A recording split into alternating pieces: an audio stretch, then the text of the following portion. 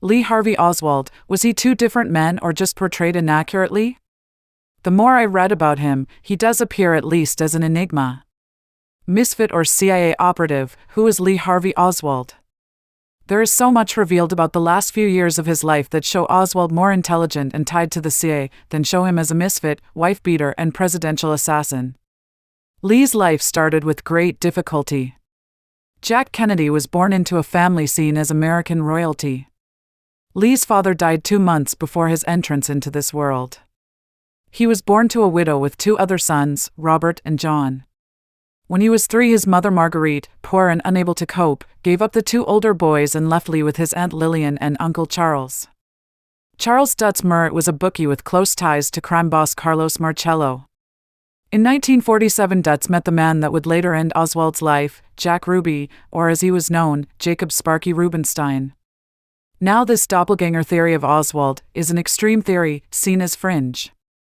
The reports of him, decorated sharpshooter, ex-Marine, possible CIA agent versus the misfit who defects to the Soviet Union, has a difficult time holding a job, average marksman with a gun, domestically abusive. Well, it does appear as if we are talking about 2 different men. In 1952, Oswald turns up in the Bronx, New York.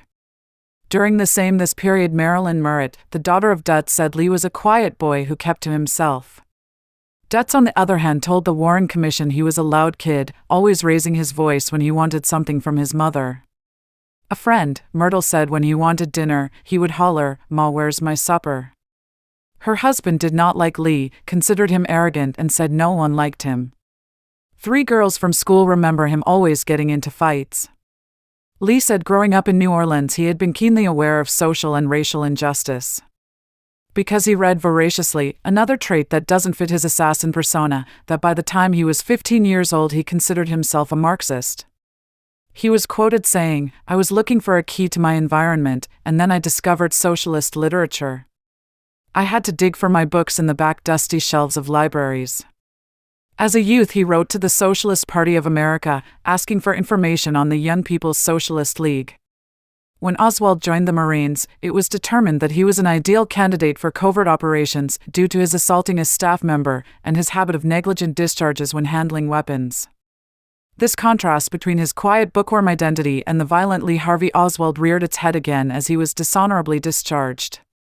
Lee Harvey Oswald goes on a trip to Moscow and defects. The Soviets struggle with this as they think he could be a spy. This is one of the places where the mystery deepens around Oswald's possible involvement with the CIA.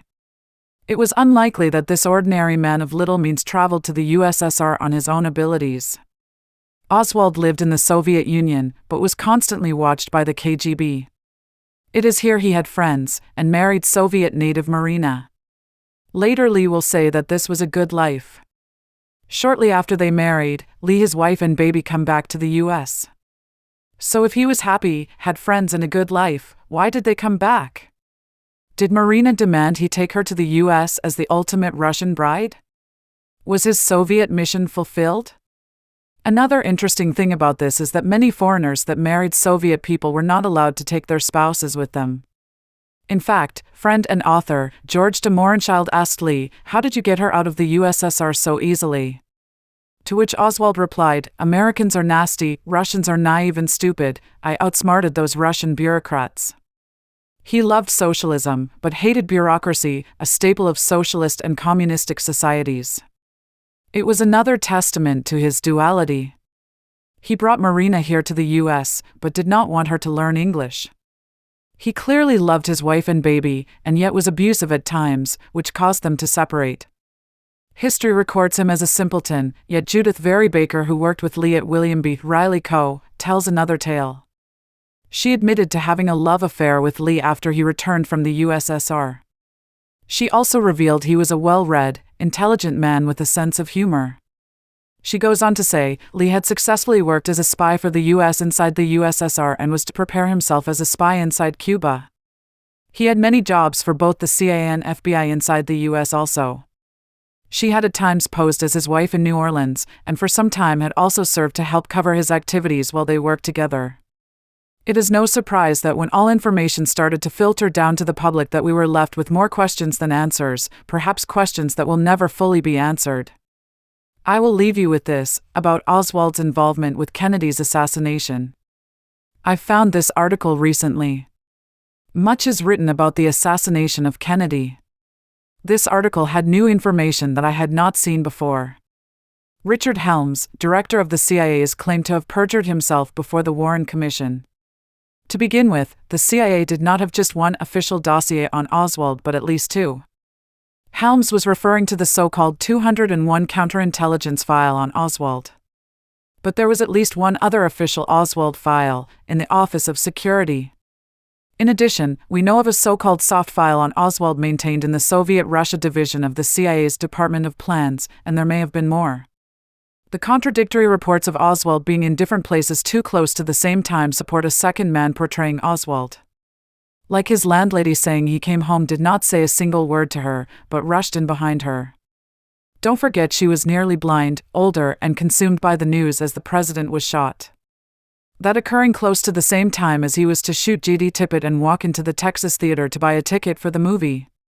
The second Oswald's identity is not really important, but besides it suggests imposters such as Larry Crawford, Michael Payne, Thomas Masons, and others, there was one who looked surprisingly much like Lee Harvey Oswald and who went by the name of Don Norton.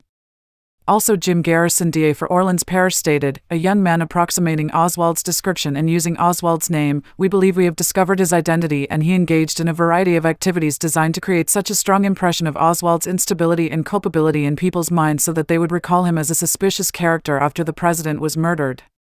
I will leave you with another tidbit I discovered, that as of November 22, 2013, startled employees of the Central Intelligence Agency discovered that Lee Harvey Oswald had been quietly added to the memorial wall at CIA headquarters. Oswald is widely believed to have assassinated U.S. President John F. Kennedy, or someone dressed like him, in Dallas in 1963. When asked to comment, the CIA refused to comment or elaborate on why the agency has added Oswald's name to the memorial, only saying that after 50 years several documents had been declassified, which have finally allowed the agency to set the record straight. Finally, to finish the whole doppelganger theory, theorist Fred Gordon states, we've long suspected that Lee Harvey Oswald was actually killed in 1959 while leading an undercover CIA mission in Cuba against the Castro government. We believe that the individual arrested on November 22, 1963 was actually a KGB assassin trained to impersonate Oswald by the Mafia as part of a false flag operation. More will be revealed as I scourge the recently dropped files.